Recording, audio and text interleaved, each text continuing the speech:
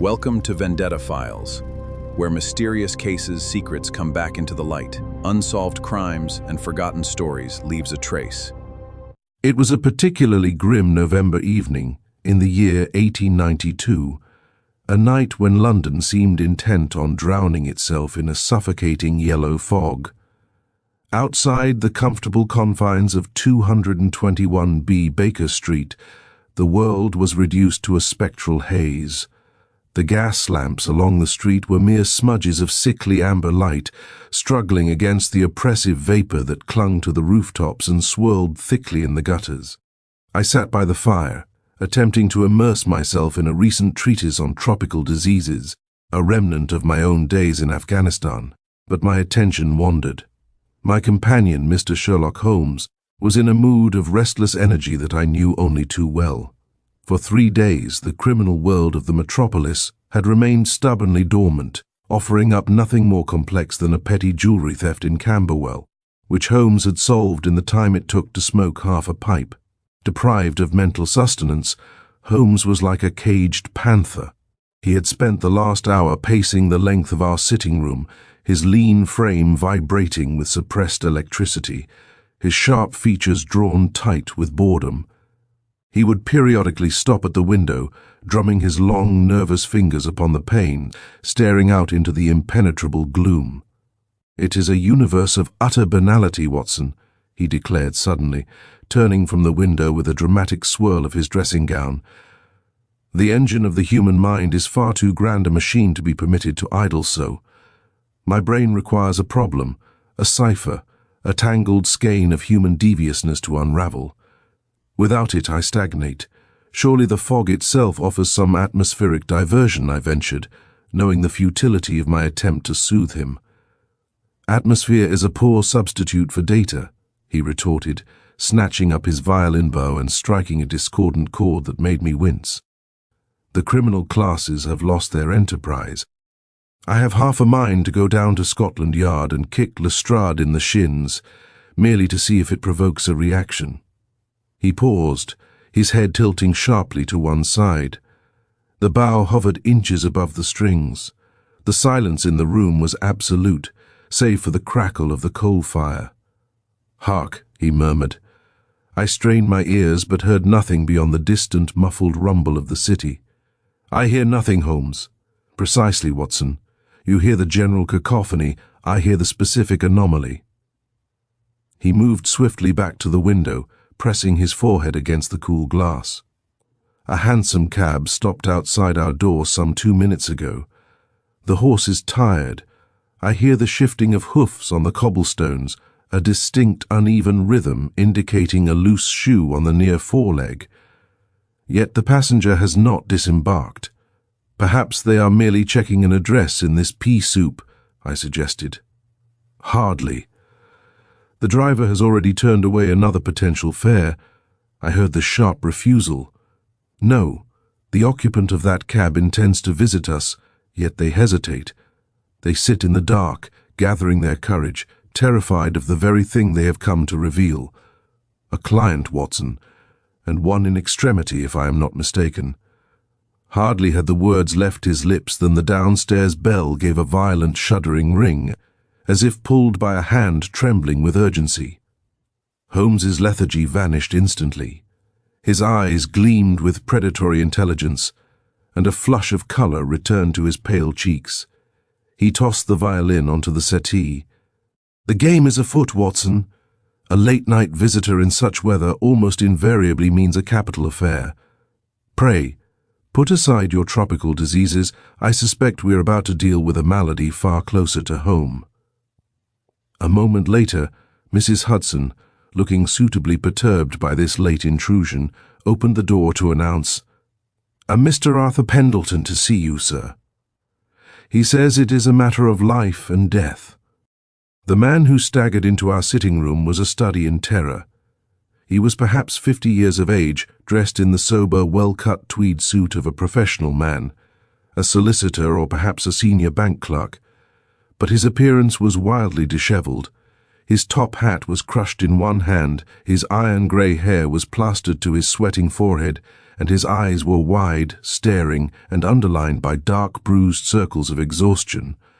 Most strikingly, the left cuff of his shirt was stained with mud, and his breath came in short, shallow rasps, as though he had run all the way from the embankment. He looked from me to Holmes, seeming to have difficulty focusing. "Mr. Holmes," he gasped, his voice a dry husk. "You must help me. I am being hunted by a ghost."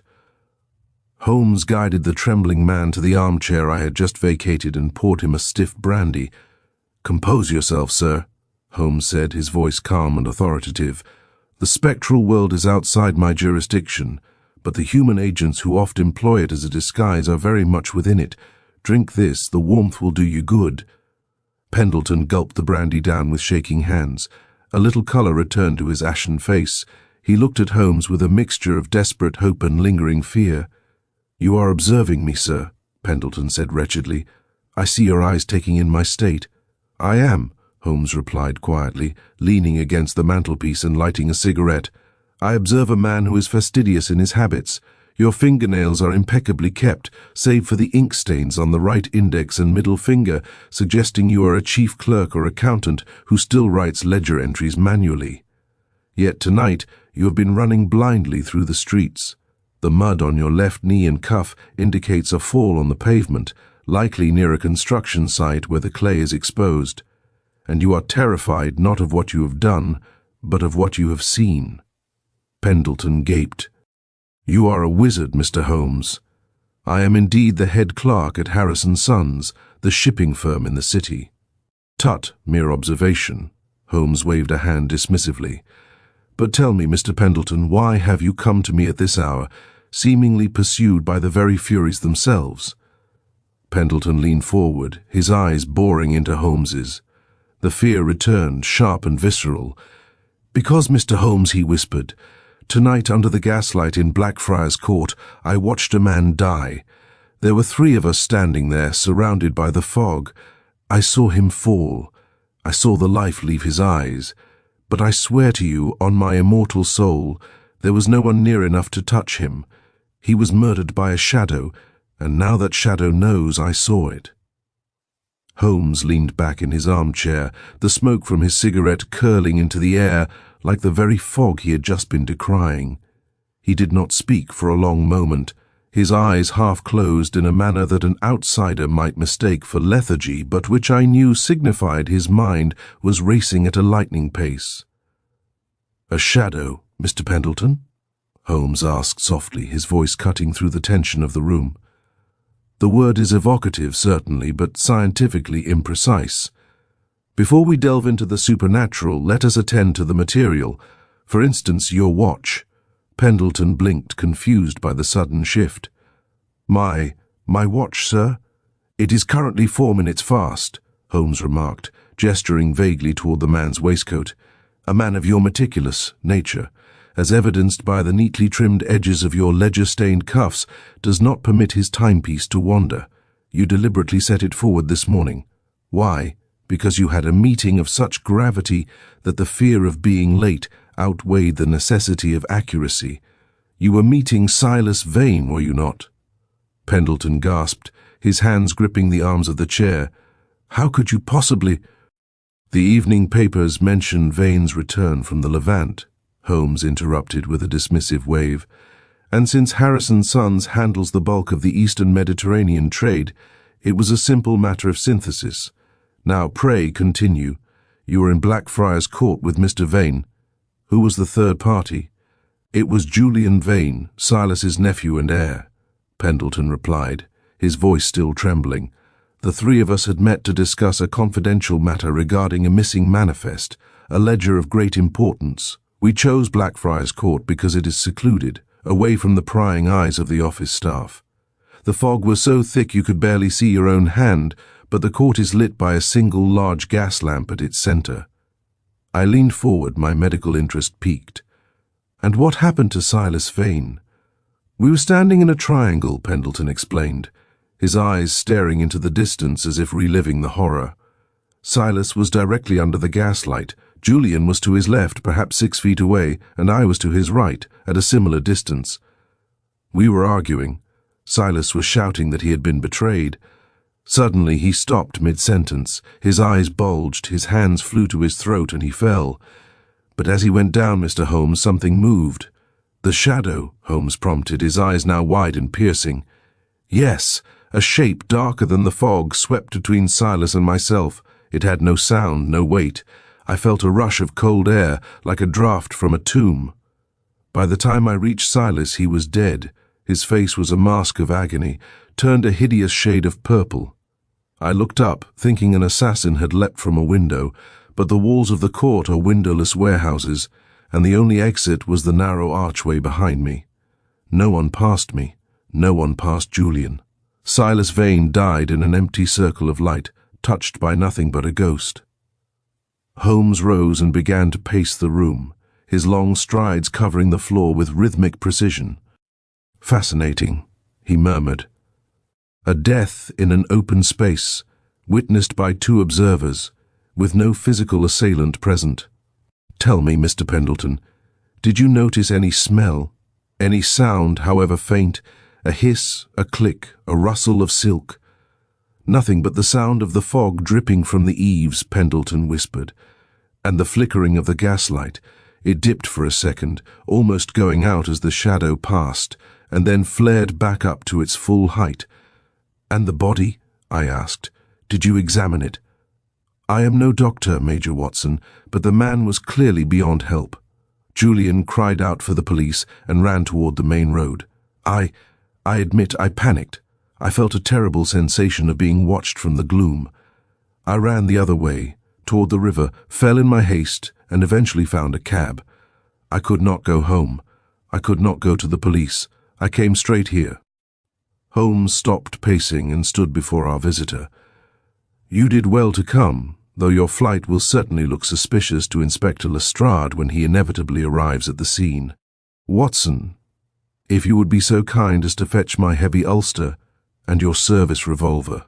The Blackfriars fog is notoriously damp, and I suspect we shall find the atmosphere in that court quite chilling in more ways than one." "You believe his story, Holmes?" I asked as I moved toward the hallway. "I believe his observations, Watson," Holmes replied, reaching for his deerstalker. "Whether his interpretation of those observations, the shadow, holds up to logical scrutiny is another matter entirely. A man is dead in a locked room that has no walls. It is a problem of the first order. Come, Mr. Pendleton, let us see if your ghost has left any footprints in the London mud." As we descended the stairs, I could see the old fire of the hunt burning in Holmes's eyes. The boredom of the previous hour was forgotten, replaced by a cold, calculating intensity. The mystery of the Gaslight murder had begun, and I knew that before the night was out, we would be standing in the very heart of the darkness that had so terrified our guest. The drive to Blackfriars was a somber affair. Pendleton sat huddled in the corner of the hansom, his eyes darting toward every flickering lamp we passed as if expecting a killer to emerge from the golden glow. Holmes, conversely, was a statue of focused anticipation. He sat with his chin resting on his hands, which were folded over the head of his cane, his gaze fixed on some internal map of the city's darker corners.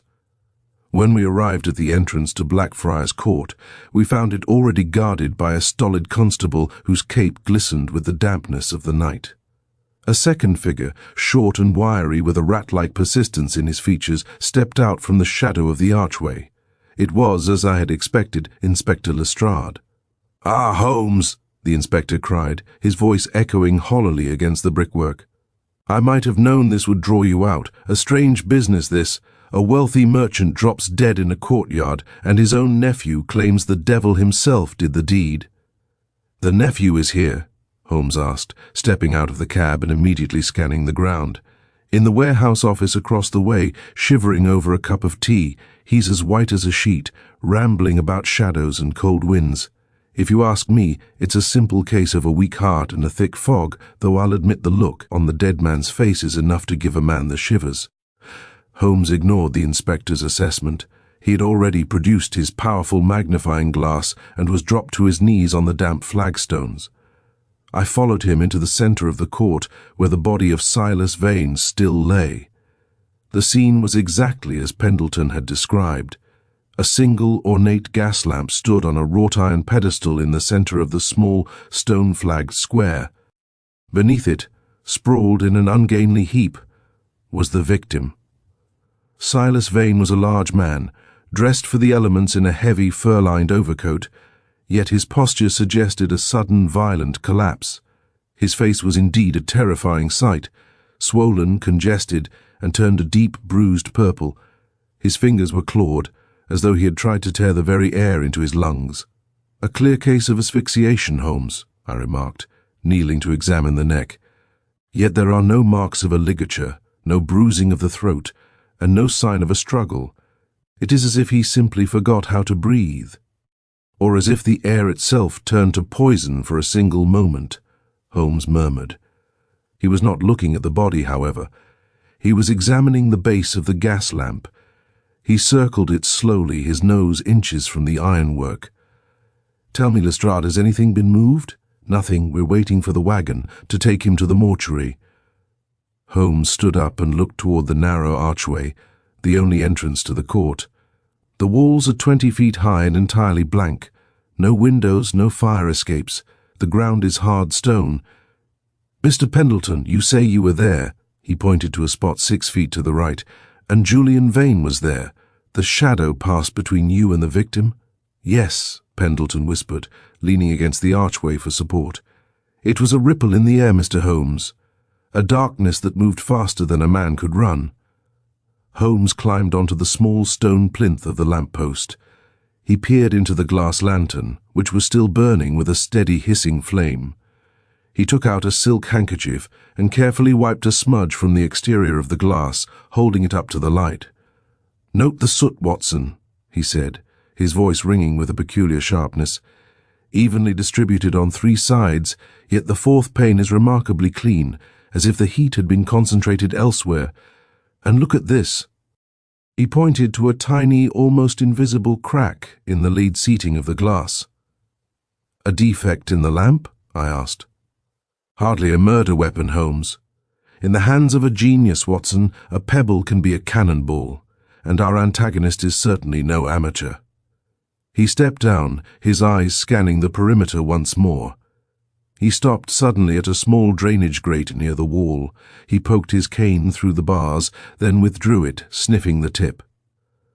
"Lestrade," Holmes said, his voice regaining its cool, clinical edge. "I want a guard placed on this court.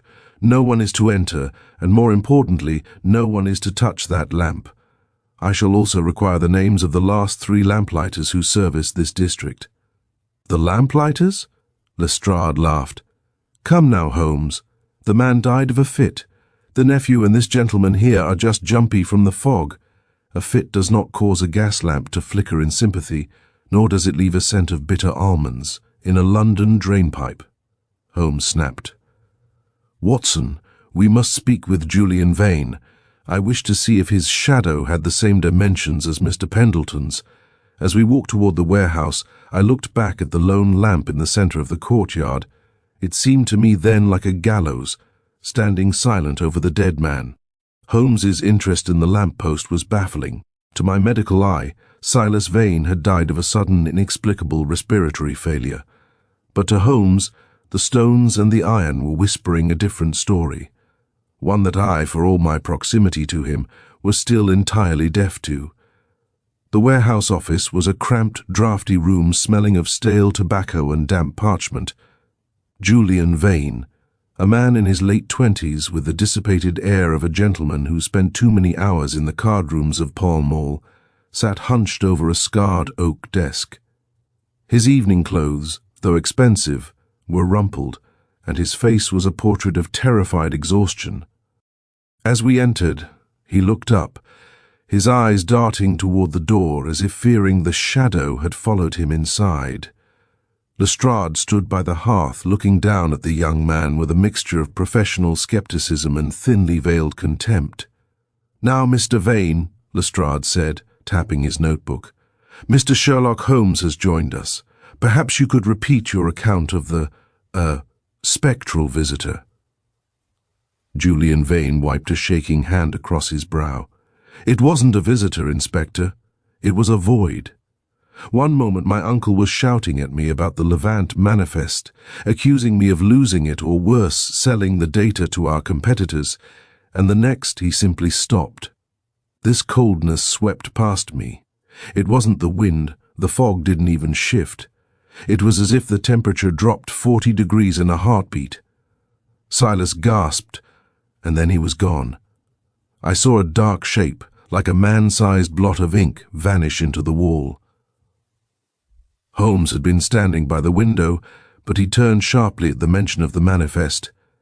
"You say your uncle accused you of theft, Mr. Vane, a serious charge to lay against one's heir." Julian flushed, a guilty crimson creeping up his neck. Silas was a hard man. He didn't understand that a man of my standing has expenses. He threatened to strike me from his will tonight. He said the missing manifest was the final straw. He brought me to that court to tell me I was finished. "A powerful motive for murder," I remarked, unable to keep the edge out of my voice. The young man's reputation preceded him. The Varney fortune was vast, and Julian was known to be heavily in debt to several unscrupulous moneylenders. "But I didn't touch him," Julian cried, his voice rising to a frantic pitch.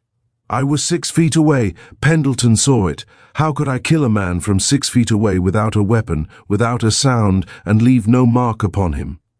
Lestrade cleared his throat, a self-satisfied smirk playing on his lips. "About that, Mr. Vane. While you were shivering in here, my sergeant took the liberty of looking through the overcoat you discarded upon entry." He reached into his pocket and produced a small, silver-stoppered glass vial. "Care to explain what this is?" Julian's face went from pale to ghostly. That is for my nerves. A tonic. A tonic." Lestrade uncorked it, sniffing cautiously. "It smells of bitter almonds to me. Prussic acid, unless I'm very much mistaken. A single drop on a handkerchief, held to a man's face in the confusion of a foggy night, might do the trick." "I never used it," Julian shrieked. "I bought it months ago. "And there is the matter of this," Lestrade continued, pulling out a crumpled sheet of paper. "A draft of a new will dated today, leaving the Varney estate to a maritime charity, unsigned. With Silas dead, the old will stands, and you, Mr. Vane, are a very wealthy man." It seemed a damning indictment. The motive was clear, and the means, the prussic acid, matched the scent Holmes had detected near the drain. Yet, as I looked at my friend, I saw no sign of agreement. Holmes was not looking at the vial or the will. He was staring intently at Julian Vane's boots. "A most interesting collection of evidence, Lestrade," Holmes said, his voice deceptively mild. "It fits together like the pieces of a child's puzzle, almost too neatly, would you not say?" "What do you mean, Holmes?" the inspector snapped. "Tell me, Mr. Vane," Holmes said, stepping forward. "When you ran for the police, which route did you take?" I ran through the archway out toward the main road," Julian stammered. "And you did not encounter any resistance? No shadow blocked your path?" "No, it had vanished by then." Holmes nodded, his eyes narrowed. He turned to me. "Watson, what do you make of the victim's face? You mentioned the purple hue and the gasping, classic signs of asphyxiation or certain rapid-acting poisons," I replied. "But prussic acid usually leaves a scent on the breath of the victim. I detected none when I examined Silas Vane." "Exactly," Holmes murmured. "And while the scent of almonds was present in the court, it was concentrated near the drain, not the body. Furthermore, if Julian had used a tainted handkerchief, he would have had to approach his uncle. Yet Mr. Pendleton, whose integrity I currently have no reason to doubt, insists no one moved toward the victim."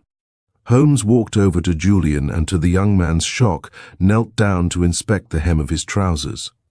"Lestrade, you have your suspect and your motive," Holmes said, rising and brushing his hands. "It is a textbook case. However, I have a fondness for the footnotes. While you escort Mr. Vane to the station for further questioning, Watson and I shall take a stroll. I have a sudden urge to learn more about the mechanics of Victorian street lighting." "You're not serious, Holmes," Lestrade exclaimed. "The man had the poison in his pocket and the motive in his heart. The heart is a treacherous organ, Lestrade, but the laws of physics are immutable. Come, Watson. The fog is lifting, and I believe the shadow has left a trail that even the yard might find illuminating. As we left the warehouse, I saw Julian Vane being led away in handcuffs. The evidence against him was overwhelming, yet Holmes's dismissive attitude suggested we were merely at the periphery of the truth. We stepped back into the courtyard, where the lone gas lamp continued to hiss, its steady flame a silent witness to the night's enigmas. The rattle of the police carriage faded into the distance, leaving the courtyard of Blackfriars in a silence so profound it seemed to hum. The fog, though thinning, still coiled around the base of the warehouses like a restless sea. I turned to Holmes, who stood beneath the hissing gas lamp, his silhouette long and distorted against the damp flagstones. "Surely, Holmes, the matter is concluded," I said, pulling my collar up against the biting chill. "Lestrade has the motive, the opportunity, and the very poison, prussic acid, that accounts for the scent you detected. Julian Vane is a desperate man, and desperate men are prone to such clumsy villainy." Holmes did not answer immediately. He was back on the stone plinth of the lamp-post, his magnifying glass held so close to the ironwork that his breath fogged the metal. "Clumsy, Watson? To kill a man in the center of an open court, under the eyes of two witnesses without leaving a single mark or being seen to approach him? If that is clumsiness, I should shudder to see what you consider finesse." "But the vial," I protested, "and the will. Points of interest, certainly," Holmes murmured, his voice muffled, "but they are the ornaments of the case, not the structure. Consider the geometry, Watson. If Julian stood 6 feet to the left and Pendleton 6 feet to the right, any approach by Julian would have been instantly visible to Pendleton. And yet Pendleton saw nothing but a shadow that moved faster than a man and a drop in temperature. He hopped down from the plinth, his eyes alight with that peculiar feverish brilliance that signaled his mind had latched onto a vital thread. He ignored the spot where Silas Vane had fallen, and instead walked toward the drainage grate he had examined earlier. "You mentioned a scent of almonds near this drain," I said, following him. "If Julian threw the vial here after the deed, it would explain the smell." "It would," Holmes conceded, "if the smell were indeed prussic acid. But tell me, Watson, as a medical man, does prussic acid cause a gas flame to dip and flare? Does it produce a rush of cold air? Of course not. It is a liquid poison, not a meteorological phenomenon." Holmes knelt by the grate, but he was not looking into it. Instead, he was examining the mortar between the paving stones leading from the lamp-post to the drain. He produced a small tweezers from his pocket and carefully extracted something from a narrow crevice. He held it up to the light of the gas lamp. It was a tiny, translucent flake, no larger than a fish scale. To my eyes, it looked like a shard of common ice, already beginning to vanish in the damp air. "Ice, Holmes?" I asked, leaning closer. "In November? It is cold, but hardly freezing. Not ice, Watson, at least not water ice." He brought it to his nose, took a cautious sniff, and then touched it, very briefly, to the tip of his tongue. His face remained a mask of clinical detachment, but I saw a sharp intake of breath. "Fascinating. The chemistry of the Levant is indeed sophisticated." "What is it?" "A fragment of a riddle, Watson, one that suggests our shadow was not a ghost nor a man, but a masterpiece of cold, calculating physics."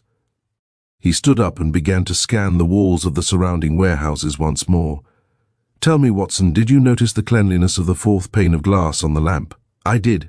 You suggested the heat was concentrated elsewhere." "Precisely, and look here." He pointed to the very top of the lamp-post, where the iron scrollwork met the glass housing. A thin, almost invisible line was etched into the soot, a mark that looked as though a wire had been passed over it. "You think someone rigged the lamp?" I asked. "I think," Holmes said, his voice dropping to a low, dangerous whisper, "that Silas Vane was not murdered by the nephew who stood 6 feet away. He was murdered by someone who was never in the court at all. Or rather, someone who had already left the stage before the curtain even rose." But Pendleton saw the shadow. He saw what he was meant to see, a projection of terror. "Watson, we have been looking at a crime of passion, but we are actually dealing with a crime of engineering." He turned away from the lamppost, his pace quickening as he headed toward the archway. "Where are we going?" I asked, struggling to keep up with his long-legged stride. "To the offices of the Metropolitan Gas Company," he replied. "I have a sudden, pressing curiosity regarding the pressure records for the Blackfriars district between the hours of 9 and 11 tonight, and after that we must find where Mr. Arthur Pendleton keeps his spare boots." Pendleton? But he was the one who came to us for help. A man who seeks the protection of the law is often the one who has the most to hide from it, Holmes said cryptically. He stopped at the mouth of the court and looked back at the lone gas lamp. "The shadow is moving, Watson, and if we do not hurry, it will vanish entirely before the sun rises." He refused to say another word on the matter. As we hailed a passing hansom, I looked at his profile, etched in the flickering light of the city. He had found a clue, that tiny disappearing flake that had utterly shifted his perspective. While Lestrade was busy extracting a confession from a terrified heir, Holmes was chasing a phantom made of cold air and clean glass. I felt the familiar stirrings of excitement, mixed with the chilling realization that the shadow might be far more tangible and far more lethal than even Pendleton had feared. The grey, listless dawn was beginning to break over the Thames by the time we concluded our business at the offices of the Metropolitan Gas Company.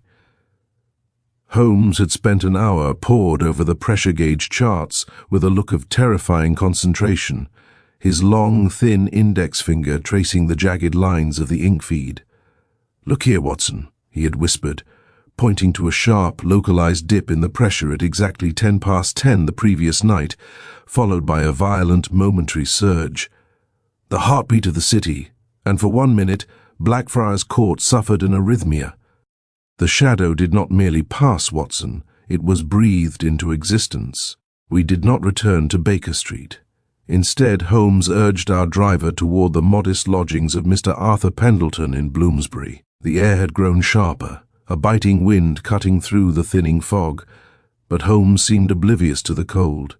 He was in the grip of a high-functioning delirium, his mind leaping over obstacles that I could not even perceive.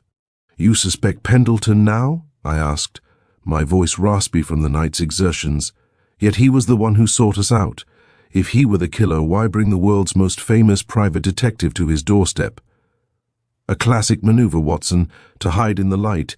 If he is the survivor who reports the ghost, he directs the narrative. He becomes a victim of circumstance rather than a person of interest. But he made one error, the error of the fastidious man. When we arrived at the Bloomsbury boarding house, the front door was ajar, swinging rhythmically in the wind. Holmes's hand went instinctively to his pocket, and I gripped the butt of the revolver in my coat. We ascended the stairs in silence. Pendleton's rooms were a scene of controlled chaos. The drawers of a mahogany bureau had been pulled out and emptied. Papers were strewn across the carpet like autumn leaves. But there was no sign of a struggle, no overturned chairs, no broken glass. It was a search, methodical and hurried. "He is gone," I said, looking at the empty bed. "Or taken," Holmes corrected. He stood in the center of the room, his eyes darting from point to point. He strode to the wardrobe and flung it open. Inside sat a row of boots, all polished to a mirror shine, save for one pair of heavy galoshes tucked in the corner. Holmes snatched them up, turning them over to examine the soles. "Iron filings," he muttered, scraping a speck of silver-grey dust onto his palm. "And the faint residue of graphite. Our Mr.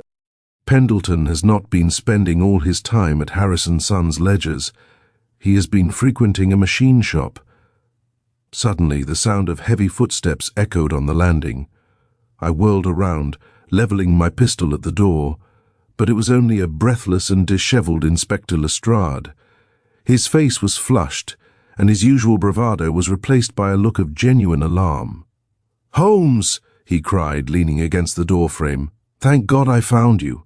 The case has taken a dark turn, a very dark turn indeed." "Julian Vane has confessed?" Holmes asked with a dry smile. "Hardly. Julian Vane is lucky to be alive. Someone attempted to poison him in his very cell not an hour ago. A bottle of wine, purportedly from his solicitors, arrived at the station. Had the sergeant not sampled it first, and he is currently in the infirmary clinging to life, the boy would be dead. And that's not the worst of it." Lestrade stepped into the room, his eyes widening as he took in the ransacked state of Pendleton's quarters. "Silas Vane's partner, Mr. Henderson, was found dead in his bed at 5 this morning. Same symptoms as Vane. Purple face, no marks, and a room that smelled like a chemist's shop. The city is in a panic, Holmes. They're calling it the Gaslight Plague." "Not a plague, Lestrade," Holmes snapped, his voice crackling with intensity. "A purge. The board of Harrison Sons is being thinned out with surgical precision, and we are the only ones who hold the scalpel." He turned back to the bureau, snatching up a small discarded scrap of paper that had fallen behind the mahogany frame. He smoothed it out, and I saw a series of complex chemical symbols followed by a list of pressure measurements. "The Levant Manifest," Holmes murmured. "It wasn't about shipping routes or cargo. It was about a patent, a new method of stabilizing compressed gases for use in many things, some of them quite lethal." "But where is Pendleton?" I asked. "He is the final piece of the equation, Watson. He provided the witness account to lead us toward the supernatural, but he has realized that I did not bite the bait. He is now either the hunter's next target or the hunter's most valuable tool, and if I am correct about the location of the machine shop, we have very little time." Holmes turned to Lestrade, his gaze commanding. "Inspector, I want every available man sent to the Blackfriars Gas Works, not the court, the works themselves. Look for a secondary valve assembly recently installed on the main line. And Watson," he turned to me, his expression softening for a fleeting second, "check your revolver. The shadow we are about to face is made of flesh and blood, but he wields the very breath of death." As we rushed back down to the street, the sun finally began to pierce through the London gloom, casting long needle-like shadows across the pavement. The stakes had risen from a single murder to a systematic elimination of an entire firm, and the weapon was something so invisible, so pervasive, that it turned the very infrastructure of the city against its inhabitants. We were no longer merely solving a crime, we were racing to stop a phantom from extinguishing the lights of London for good. The Blackfriars Gasworks was a hellish landscape of iron towers and hissing valves, looming like a soot-stained fortress against the greying London sky. The air here was thick with the cloying, sulphurous stench of coal gas and the rhythmic pounding thrum of massive pistons. It was a place of shadows and fire, where the infrastructure of the city's light was forged in darkness. As we approached the iron gates, Holmes pulled me into the lee of a brick warehouse. His eyes were scanning the perimeter with a predatory intensity. "Watson, the inspector will be here with his men shortly, but they are too many and too loud. If we are to catch the shadow, we must be the silence that precedes the strike." "What is the plan, Holmes?" I whispered, checking the cylinder of my Webley. "A simple matter of supply and demand," he replied, his voice barely audible over the industrial roar. "The killer has tapped into the main line leading to the Blackfriars district. He uses a secondary valve to introduce a pressurized canister of concentrated hydrogen cyanide, stabilized by solid carbon dioxide, the ice I found. The cold prevents the gas from expanding too quickly, allowing it to be directed through a specific aperture. Last night, that aperture was the modified gas lamp in the court. The shadow Pendleton saw was nothing more than a cloud of freezing lethal vapor, distorted by the flickering light. But why Pendleton? And why come to us? Because Pendleton was the engineer of the device, Watson. He was the silent partner in the Levant patent, but he grew a conscience, or perhaps merely a sense of self-preservation, when he realized his employers intended to use his invention to liquidate the board and seize total control of the shipping firm. He came to us to create a supernatural diversion, hoping to scare the killer off. He failed. Now he is either a prisoner or a corpse. Holmes then did something that never failed to fascinate me. He began to strip off his heavy ulster and hat, revealing a tattered, oil-stained workman's smock he had concealed beneath. From his pocket he produced a tin of soot and grease, which he applied to his face and hands with practiced ease. Within minutes, the refined gentleman of Baker Street had vanished, replaced by a weary, grime-covered gas-fitter. He even altered his posture, his back taking on a slight, rheumatic stoop. "Stay back, Watson. In that crevice behind the cooling tank. Do not move unless you hear my signal, a low whistle. I am going to break the killer's toy." I watched as Holmes, moving with the lithe grace of a cat, slipped through a gap in the fence. He navigated the labyrinth of pipes until he reached a secluded junction box near the southern wall. This was the nerve center for the Blackfriars line. I saw him produce a small wrench and begin to work on a brass coupling. He wasn't just dismantling it, he was sabotaging it. He was creating a pressure blockage that would cause the gas to back up into the secondary line. If the killer attempted to trigger another shadow tonight, the mechanism would fail and the poison would vent back toward the source. Holmes then slumped against the brickwork, his head lolling as if he were a workman taking a forbidden nap. He was the perfect bait. An hour passed. The cold seeped into my bones, and the industrial cacophony became a numbing drone. Then the rhythm of the night changed. A door in the main pump house creaked open. A figure emerged, cloaked in a long, dark, waterproof coat that shimmered in the oily light. The figure moved with purpose, heading straight for the junction box where Holmes lay. The stranger stopped a few feet away from my friend. I saw the glint of a heavy iron bar in their hand.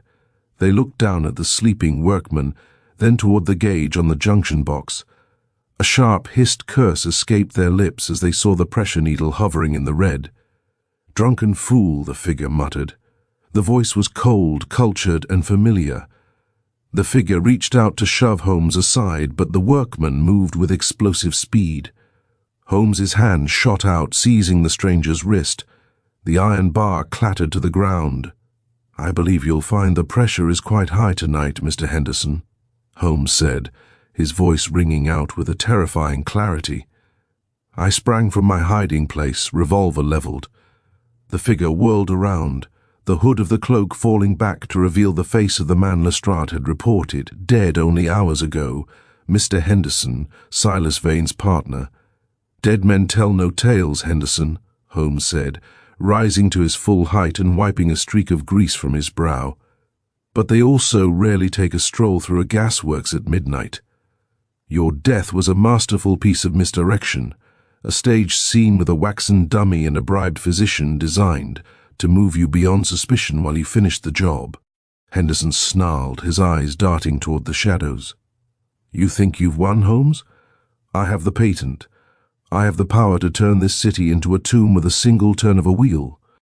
He lunged not for Holmes, but for a large, red-painted lever on the wall behind the junction box. "Don't!"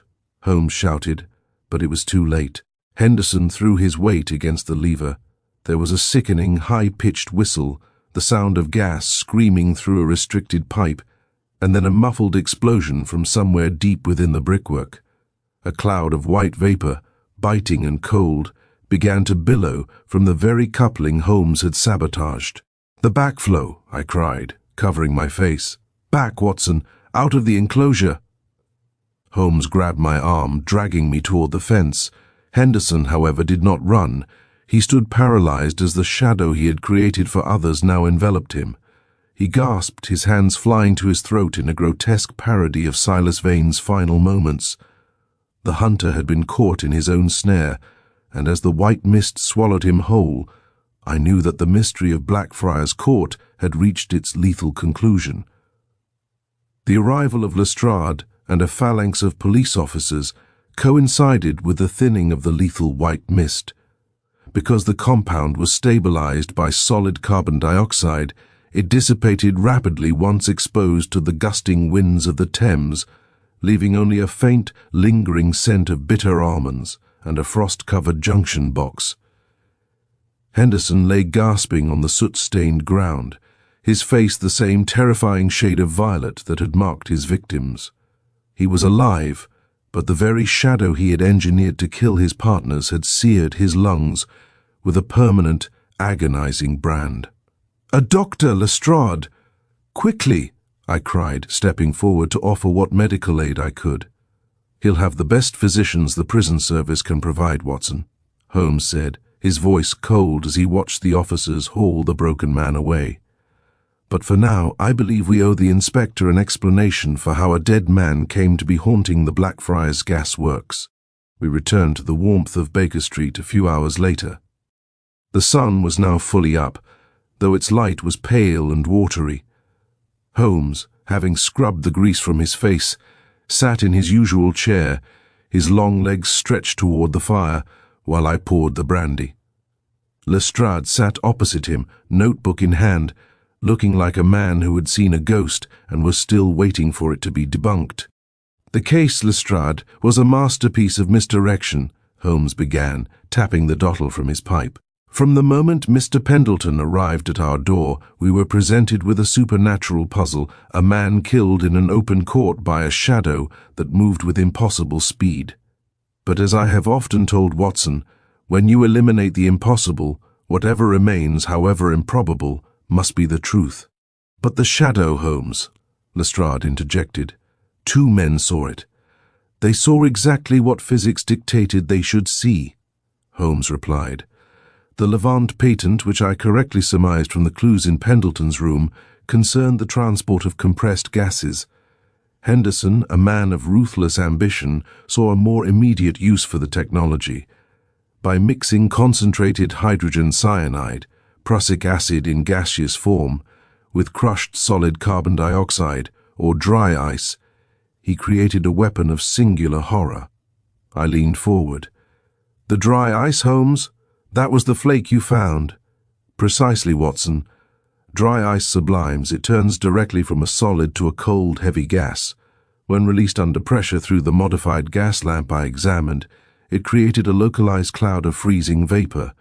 In the dim, flickering light of a London fog, a cloud of white mist moving rapidly at chest height appears as a dark, shifting shadow.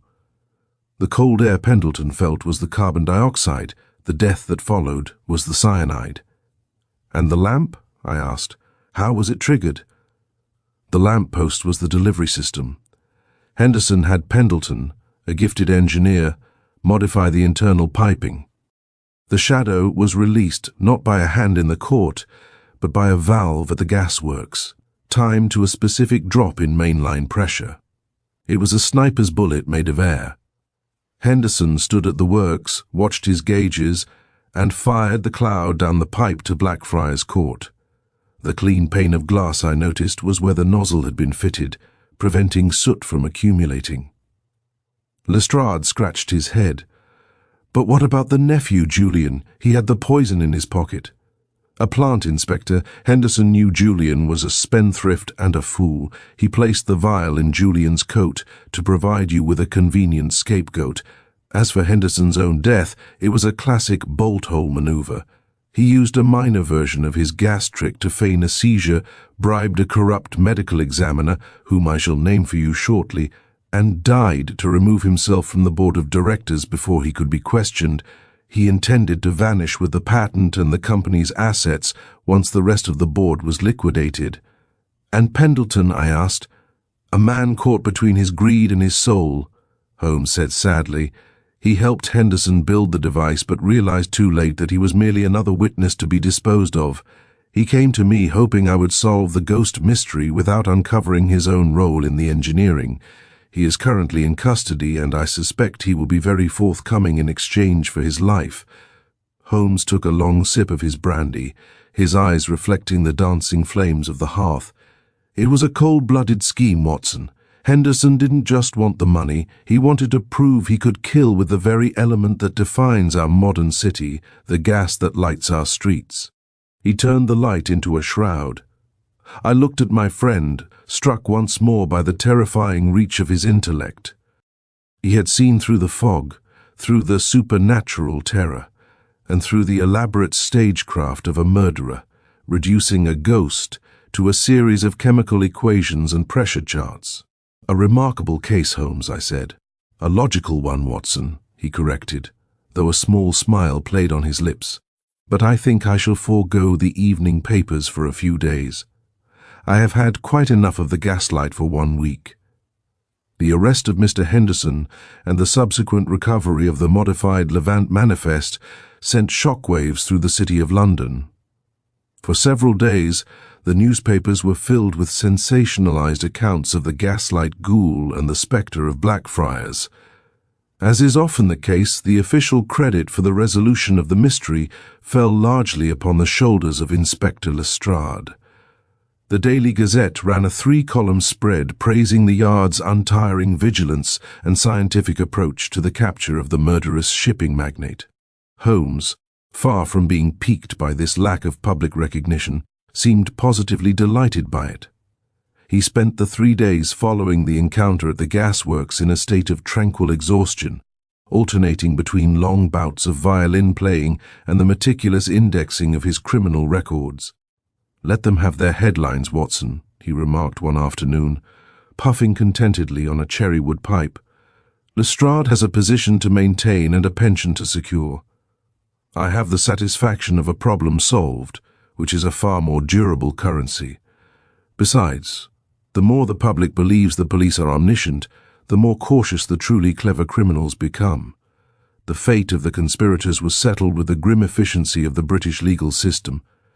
Henderson, though his life was saved by the prompt application of oxygen and cardiac stimulants, was a broken man. The cyanide vapor had caused permanent neurological damage. He was destined to spend the remainder of his days not in a gallows noose, but in the sterile, high-walled confines of Broadmoor. He had played a game of gods with the elements of the earth, and the elements had exacted a heavy toll. Mr. Arthur Pendleton proved to be a most cooperative witness. Faced with the prospect of the gallows as an accessory to multiple murders, he turned King's evidence. His testimony during the preliminary hearings provided the final damning links in the chain of evidence. He detailed how Henderson had coerced him into the scheme, using Pendleton's gambling debts as a lever. It was Pendleton who had spent weeks in a rented machine shop in Wapping, refining the nozzles and the pressure valve assembly that turned a common street lamp into an instrument of assassination. While he did not escape a significant prison sentence, he at least avoided the ultimate penalty. Julian Vane, the young heir whose life had hung in the balance of a rigged will and a planted vial of poison, visited us at Baker Street a week after the affair. He was considerably more sober in dress and demeanor than he had been on that foggy night in Blackfriars. "I owe you my life, Mr. Holmes," he said, standing by the window where Pendleton had once trembled. "And my fortune. The firm is being reorganized, and I find myself, quite unexpectedly, at the head of a board of directors. I intend to see the Levant patent used for its intended purpose. Safety in shipping, not death in the streets." "A noble sentiment, Mr. Vane," Holmes replied, his eyes tracing the line of a new chemical formula he was scratching onto a cufflink. "See that you stick to it, and perhaps stay away from the cardrooms of Pall Mall for a season.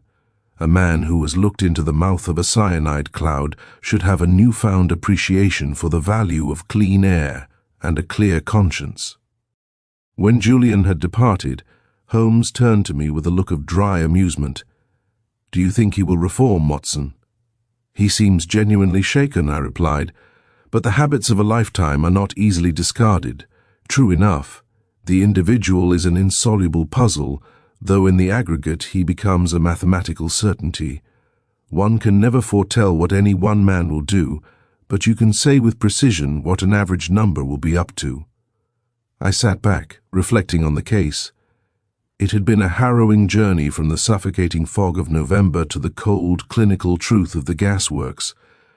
I thought of Silas Vane, dying in his circle of light, and the shadow that was nothing more than the breath of a vengeful partner. It served as a stark reminder that in the heart of our modern, illuminated civilization, there remained pockets of primitive darkness that only a mind as sharp as Holmes's could pierce. "You look pensive, Watson," Holmes observed. "I was merely thinking of how easily we are deceived," I said. "Even I, who have seen you unmask 100 villains, was ready to believe in a ghost that night. The atmosphere, the cold, the purple face of the dead man, it was a powerful draught for the imagination. Imagination is the mother of all terror, Watson, but she is also the handmaiden of genius. Without the ability to imagine the improbable, we should never arrive at the truth.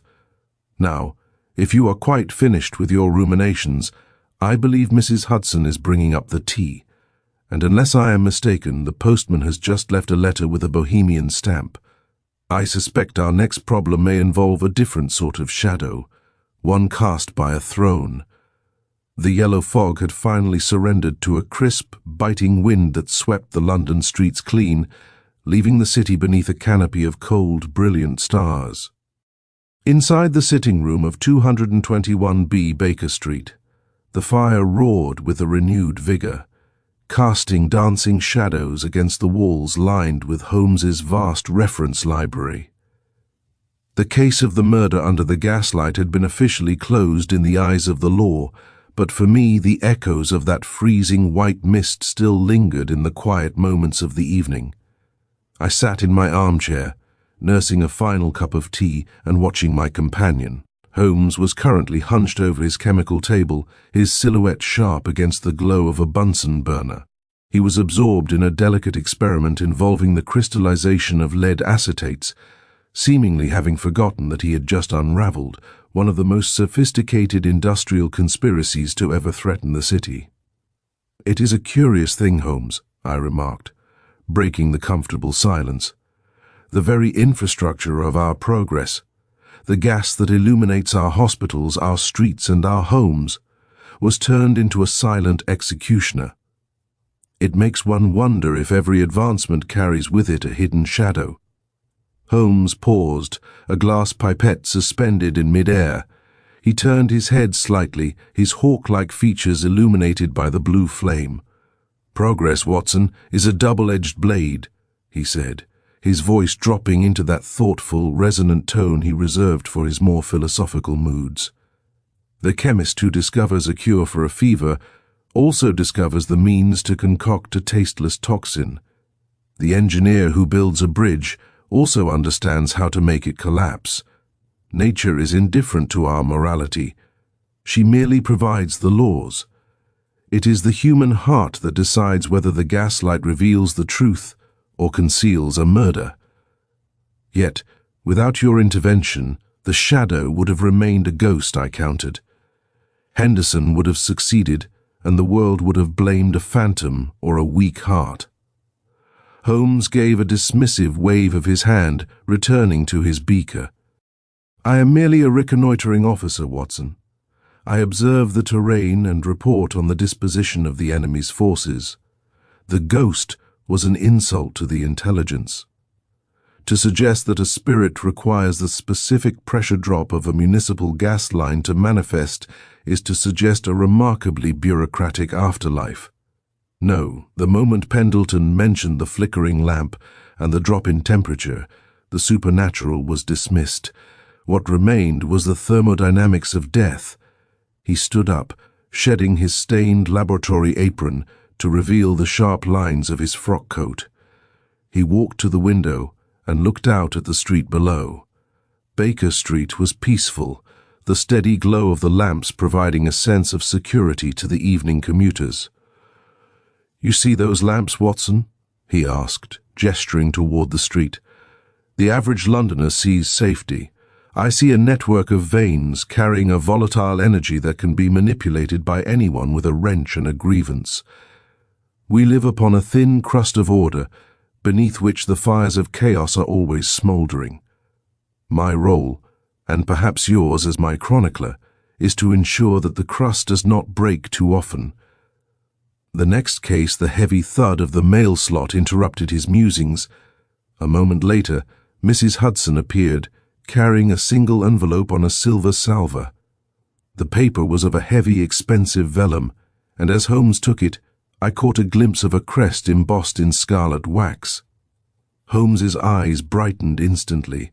The languor that often followed a successful case vanished, replaced by that keen, predatory alertness that I knew so well. He sliced the envelope open with a flick of his pocket knife and scanned the contents.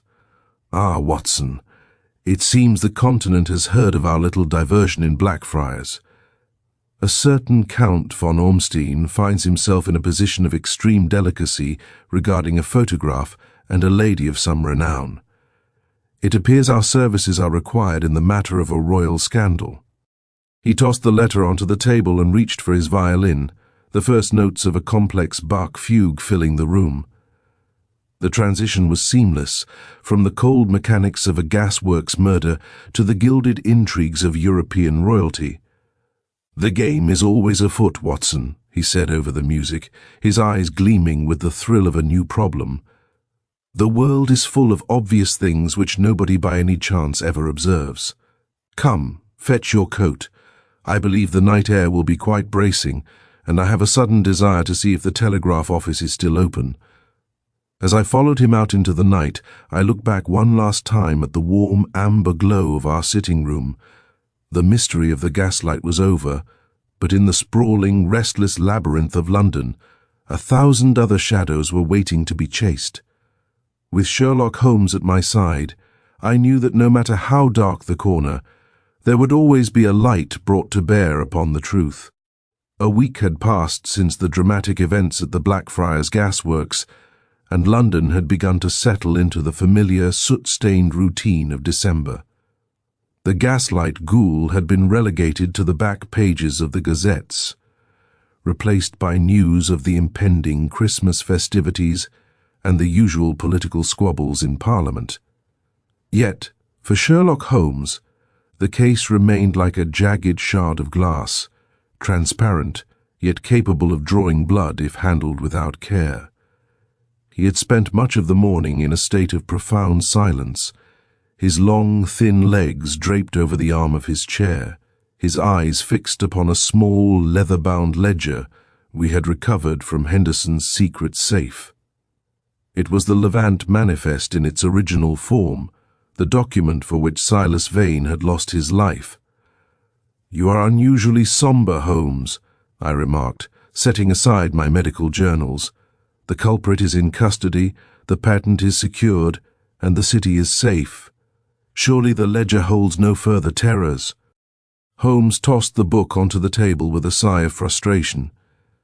"It is not what is in the ledger that troubles me, Watson, but what is missing. Henderson was a brilliant engineer, yes, and a man of boundless greed. But this manifest, it contains shipping coordinates and pressure gradient charts that far exceed the requirements of a merchant firm. Look at the notations in the margins. The hand is not Henderson's, nor is it Pendleton's." I leaned forward, peering at the tiny, precise script. "Whose is it, then?" "A mind of the first order," Holmes murmured. "A mind that views London not as a city of people, but as a grid of vulnerabilities. Henderson was the technician, but he was following a blueprint drawn by a much larger shadow. I believe our Mr. Henderson was merely a local agent for a continental syndicate, one that specializes in the weaponization of industrial progress. Before I could press him further, a knock at the door heralded the arrival of a messenger from the Home Office. He bore a heavy, wax-sealed packet addressed to Mr. Sherlock Holmes. Holmes tore it open, his eyes darting across the pages with the speed of a man reading a familiar story. "It is as I feared," he said, handing the papers to me. "The Count von Ormstein letter I received earlier was not the only correspondence from the continent. This is a confidential report from the Vienna police. It seems a similar gaslight incident was narrowly averted in the Prater last year. The methodology was identical. The use of stabilized cyanide to simulate a spectral visitation." "Then Henderson wasn't the originator?" I asked, chilled by the implication. "He was a student, Watson, a student of a dark and rising school of thought. This case has been a victory for the law, certainly, but for the man of science it is a warning. We are entering an age where the very comforts of our lives, the gas that warms us, the electricity that is even now being harnessed, will become the tools of the assassin. The shadow we fought in Blackfriars Court was but a prototype. He stood up and began to pace the room, his shadow stretching long and thin against the bookshelves. I have spent the last hour reflecting on the nature of our work, Watson. We chase the individual criminal, the jealous lover, the greedy heir, the vengeful partner. But the world is changing. The criminal of the future will not strike with a dagger in a dark alley. He will strike from a laboratory or a boardroom or a telegraph office. He will use the very veins of the city to deliver his poison. And what of Henderson? I asked. Does he know who his masters were? I visited him this morning at the infirmary, Holmes replied, his voice dropping to a low, grim register. He is a shell of a man, his mind clouded by the very gas he sought to master. But when I mentioned the name Levant, he did not speak of shipping. He spoke of the director. He believes he was part of a grander experiment, a test of the city's resilience. He is not a man seeking a fortune. He is a man who was promised a place in a new, darker order of things. Holmes stopped by the window, looking out at the sprawling metropolis. The gas lamps were just being lit, a line of amber stars marching into the twilight. I have sent the original manifest to the War Office under a triple seal, he said. It contains enough data on London's gas pressure zones to allow an enemy to paralyze the city in a single night. Lestrade thinks he has caught a murderer. I know that we have, for a brief moment, held back the tide of a much larger darkness. He turned back to me, and for the first time in days, a faint, weary smile touched his lips. But come, Watson, we cannot carry the weight of the 20th century upon our shoulders tonight. Mrs. Hudson has informed me that there is a brace of woodcock for supper, and I believe I hear the sounds of a hansom stopping at our door. The present, it seems, is not quite finished with us yet. As we descended the stairs to greet our newest visitor, I felt a strange mixture of pride and apprehension. We had unmasked the shadow, but Holmes had seen the silhouette of something far greater looming on the horizon. The case of the Gaslight murder was solved, but the battle for the soul of the modern world had only just begun. The cold of deep December had finally arrived, bringing with it a dusting of snow that softened the harsh edges of the London rooftops. Inside 221B Baker Street, the world was reduced to the golden circle of light cast by our hearth. The case of the murder under the gaslight had been moved from our active files to the crowded archives of my journals, yet its implications lingered in the air like the faint, ghostly scent of bitter almonds that I sometimes imagined I could still detect. Holmes had returned to his violin, but the music he played tonight was not the frantic, jagged compositions of a man seeking a thrill. It was a slow, mournful air, a melody that seemed to contemplate the fragility of the civilization bustling outside our door. "You are uncharacteristically quiet tonight, Watson," Holmes remarked, laying his bow across his knees and looking at me with those grey, penetrating eyes. "I was thinking of Henderson's director," I admitted, closing my book. "The idea that such a brilliant, lethal mechanism was merely a test, a trial run for a larger stage. It makes the city feel less like a home and more like a laboratory." Holmes nodded, his expression unreadable. "The world is moving into a new century, Watson. The age of the individual villain, the man who kills for a handful of jewels or a slighted heart, is giving way to the age of the organization. We have faced the vanguard of a new type of criminal, the man of science without the man of conscience. Henderson was a tool, but the hand that moved him remains in the shadows of the Levant." "But we stopped them," I said, perhaps too eagerly. "We delayed them," Holmes corrected softly. "But in doing so, we have also defined ourselves.